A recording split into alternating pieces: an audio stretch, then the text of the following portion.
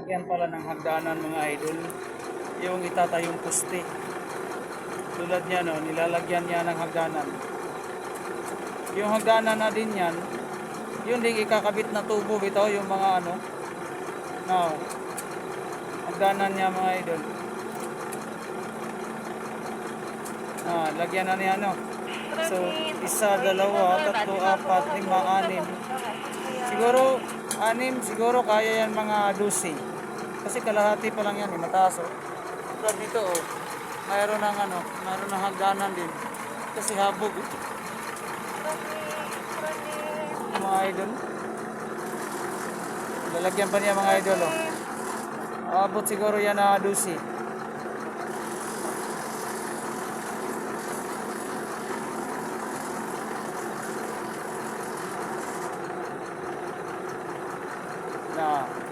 Yan lalagyan ng hagdanan para pagtayo dyan mga idol, tulad niya nakatayo na, dyan siya aakyat papunta doon kasi yung lifting natin, yan, yung belt, kukunin dyan sa itaas.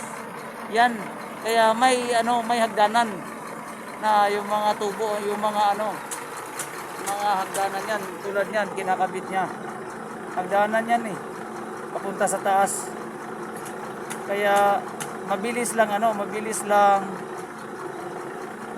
nakaakyat kasi hagdanan yan tapos may PC, lubid ba? No. Yun ikakabit ang harness. Oh, para madali lang matanggal yung belt. Ayan mga idol oh. Tulad niyan. Oh. Grabe mga idol, napaka-high-tech ng panahon ngayon. Oh. Yan, ikakabit niyan. Dami niyan. No, para dyan dadaan ang tao kapag tanggalin na yung belt na nasa itaas. Hindi pa natatapos.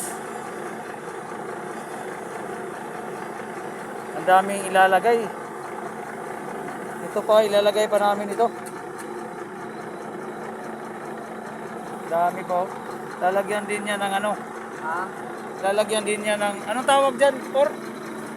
Kulog. Yung hagdanan?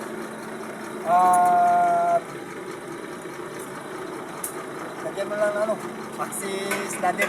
Access ladder din pangalan niyan. Yung kinabit, yung pangalan niyan, beam clamp. Beam clamp. Oh. Oh, beam clamp diyan niya yung Beam mga clamp, format. tapos yawa namin axis ladder. Access ladder ay. Oh. Beam clamp din yan. Salamat mga idol. Thank you.